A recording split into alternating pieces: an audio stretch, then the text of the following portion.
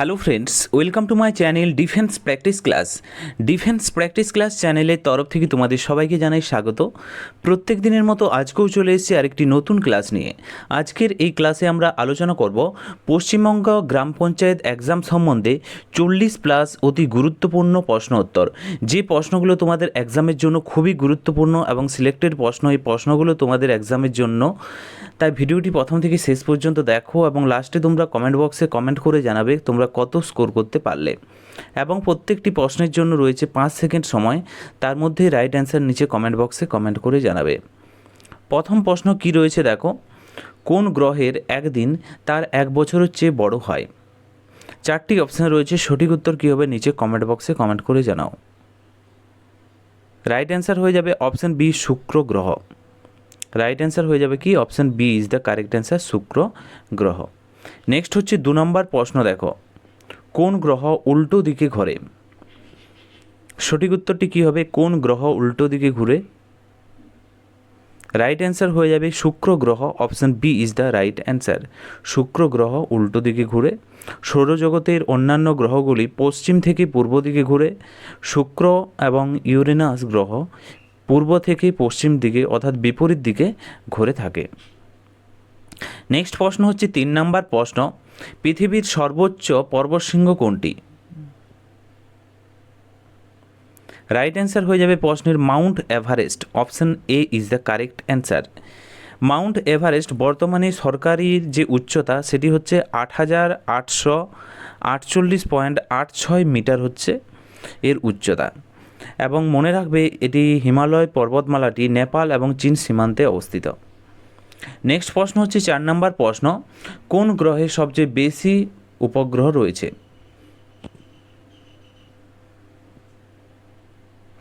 সঠিক উত্তরটি হয়ে যাবে অপশান সি, শনি গ্রহে।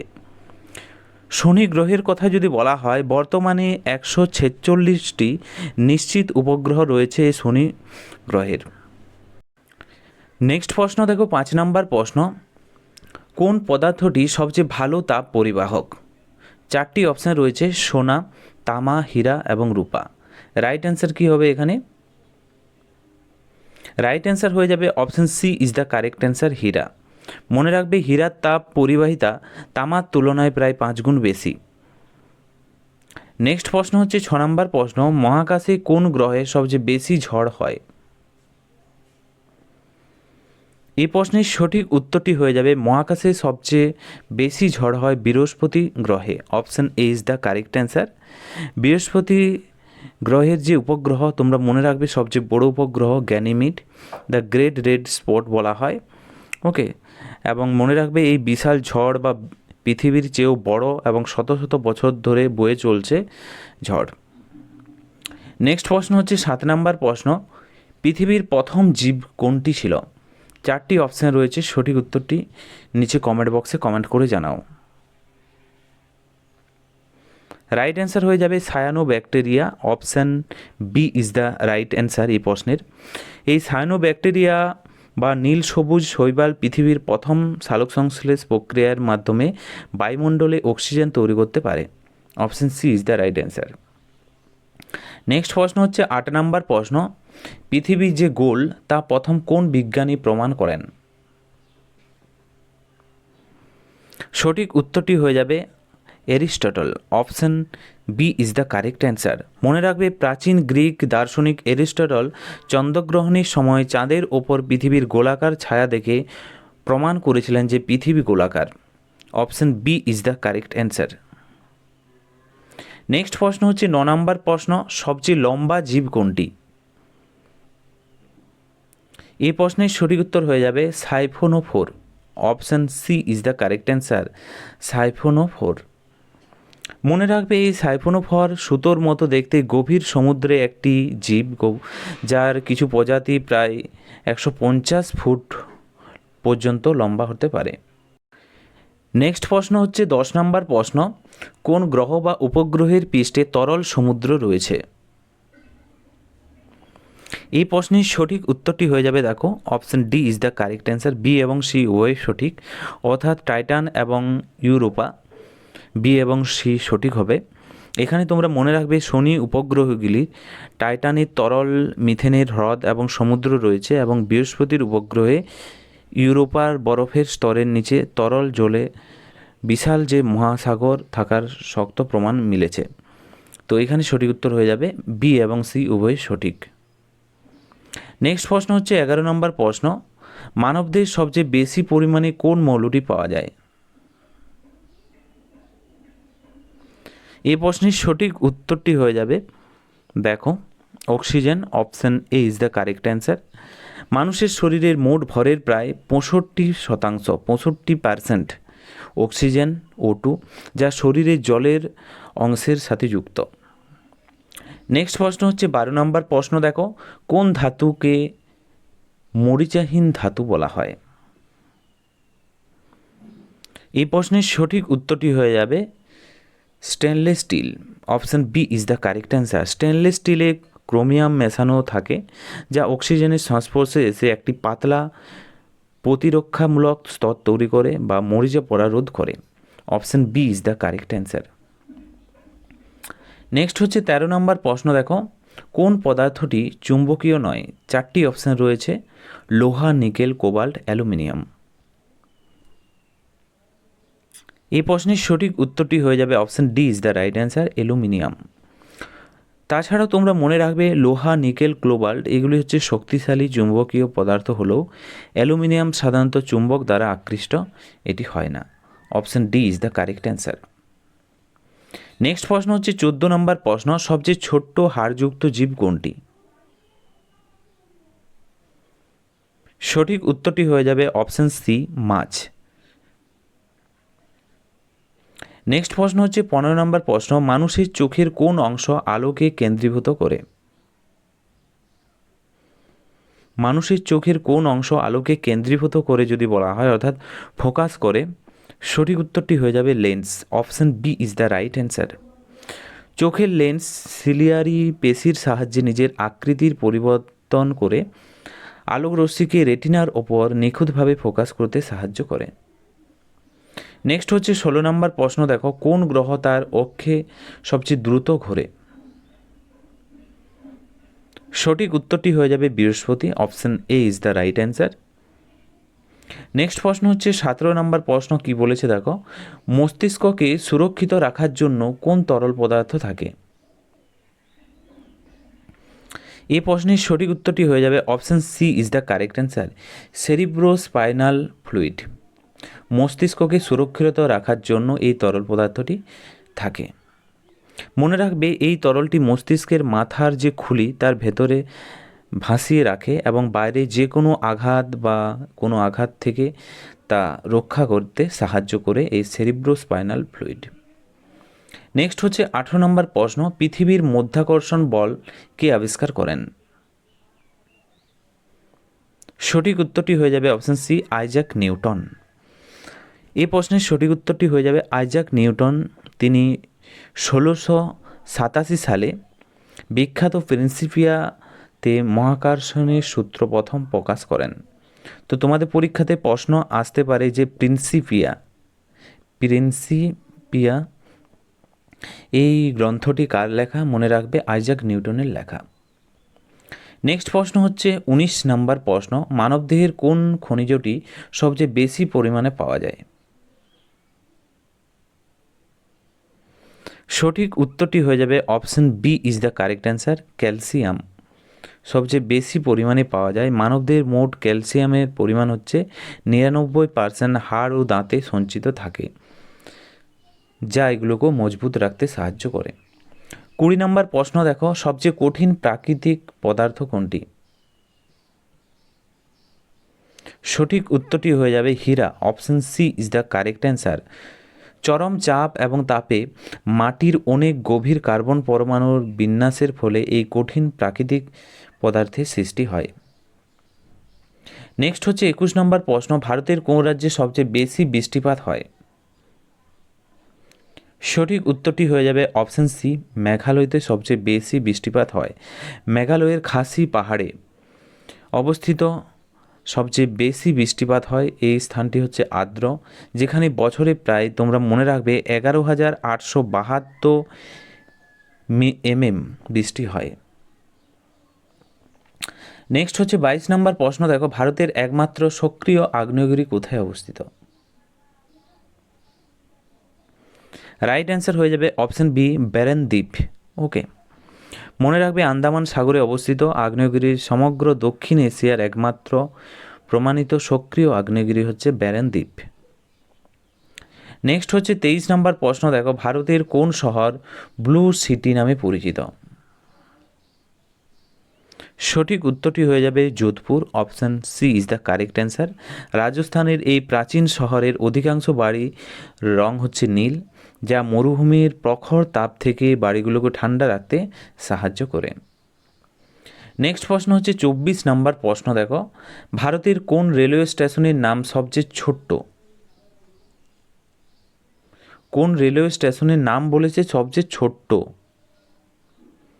তো এখানে কি রয়েছে, এখানে ওডি রয়েছে, ওডি, পুনে রয়েছে, তাছাড়াও আইবি রয়েছে, তাছাড়াও রয়েছে মৌ রয়েছে, MAU। তাহলে এগুলির মধ্যে সবচেয়ে ছোট্টের কথা যদি বলা হয়, রাইট অ্যান্সার হয়ে যাবে আইবি। ওকে, মনে রাখবে উড়িষ্যা রাজ্যে অবস্থিত এই স্টেশনটির নামকরণ করা হয়েছে পাশ দিয়ে বয়ে যাওয়া ইব নদীর নাম অনুসারে। ওকে, ইব নদীর নাম অনুসারে করা হয়েছে।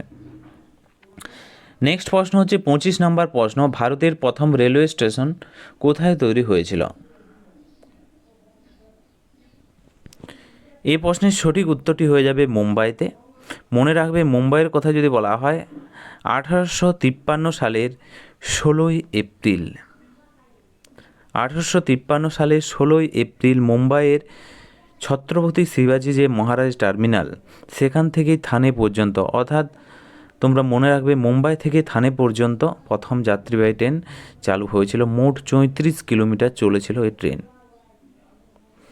নেক্সট হচ্ছে 26 নাম্বার প্রশ্ন, কি বলেছে দেখো বিশ্বের সবচেয়ে বেশি সোনার ভান্ডার কোন দেশের কাছে রয়েছে? সঠিক উত্তরটি হয়ে যাবে আমেরিকার কাছে রয়েছে সবচেয়ে বেশি সোনার ভান্ডার। মনে রাখবে মার্কিন যুক্তরাষ্ট্রের ট্রেজারি বিভাগের কাছে প্রায় 8,133 টন, 8,133 টনের মতো সোনা সংরক্ষিত রয়েছে, যা অন্য যে কোনো দেশের চেয়ে অনেক বেশি। নেক্সট হচ্ছে 27 নাম্বার প্রশ্ন, কি বলছে দেখো একটিও নদী না থাকা সত্ত্বেও কোন দেশ বিশ্বের অন্যতম ধনী? অর্থাৎ একটিও নদী নেই, তা সত্ত্বেও কোন দেশ বিশ্বের সবচেয়ে ধনী দেশ? রাইট অ্যান্সার হয়ে যাবে Qatar. Option A is the correct answer, Qatar.